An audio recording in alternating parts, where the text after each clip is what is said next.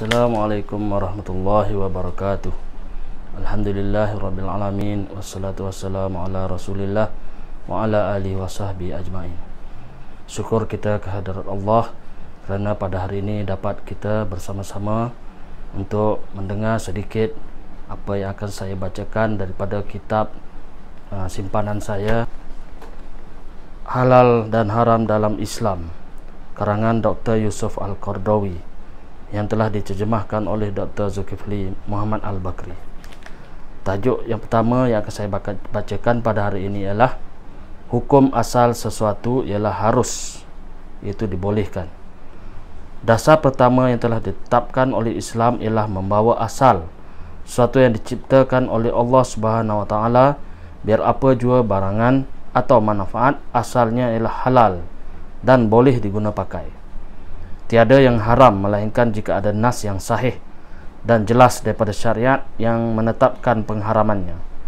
Jika tidak ada nas yang sahih, umpamanya ada setengah hadis yang dhaif, iaitu lemah ataupun tidak jelas dalam dalil tentang pengharamannya, maka tinggallah perkara itu seperti asalnya, iaitu mubah, mengharuskan. Ulama Islam menetapkan dasarnya bahawa semua barangan dan kemanfaatannya ialah mubah, iaitu membolehkan berdasarkan ayat-ayat Al-Quranul Karim yang jelas. Firman Allah Subhanahu wa taala, "Wallazi khalaqalakum ma fil ardi jami'a." Maksudnya, dialah Allah Subhanahu wa taala menjadikan untuk kamu segala yang ada di bumi. Surah Al-Baqarah ayat 29. Firman Allah Subhanahu wa taala, "Wa sakhkhara lakum ma fis samawati wa ma fil ardi jami'a."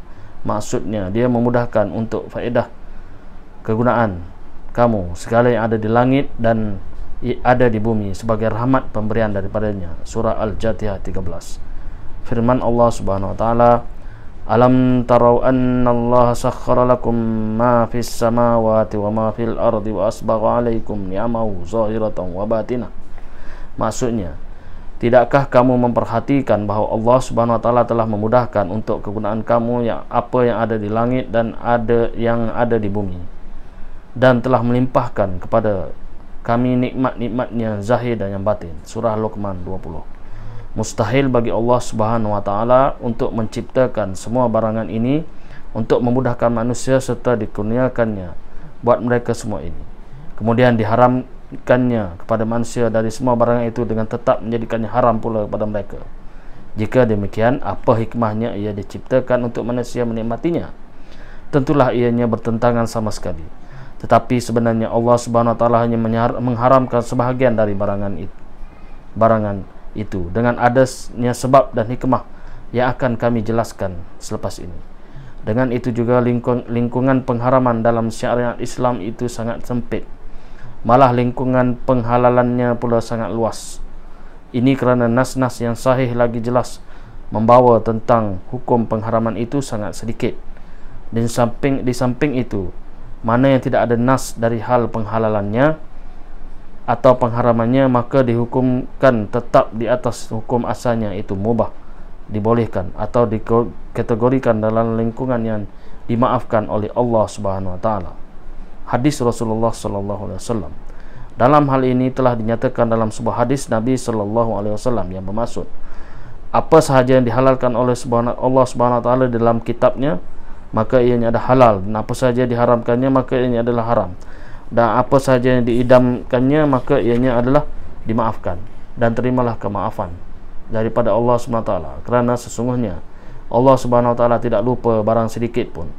Kemudian Rasulullah sallallahu alaihi wasallam membaca daripada firman Allah Subhanahu wa taala, dan tiadalah Tuhan itu akan lupa. Riwayat Al-Hakim, beliau mensahihkannya, itu adalah Bazar.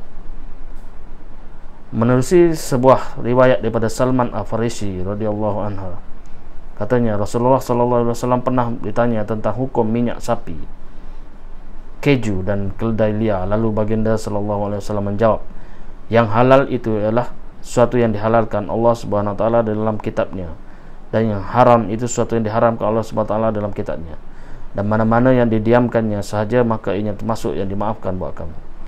Rasulullah SAW enggan menjawab soalan tentang bahagian-bahagian kecil ini. maka baginda menyerahkan kepada mereka yang menentukan sesuai dengan cara-cara yang dapat dirujuk tentang cara mengenal perkara yang halal dan haram. Oleh itu memadailah mereka mengenal apa yang diharamkan oleh Allah SWT dan yang lain boleh dianggap halal dan baik. Itu sahaja untuk hari ini. Sekian. Billahi taufiq wal hidayah. Assalamualaikum warahmatullahi wabarakatuh.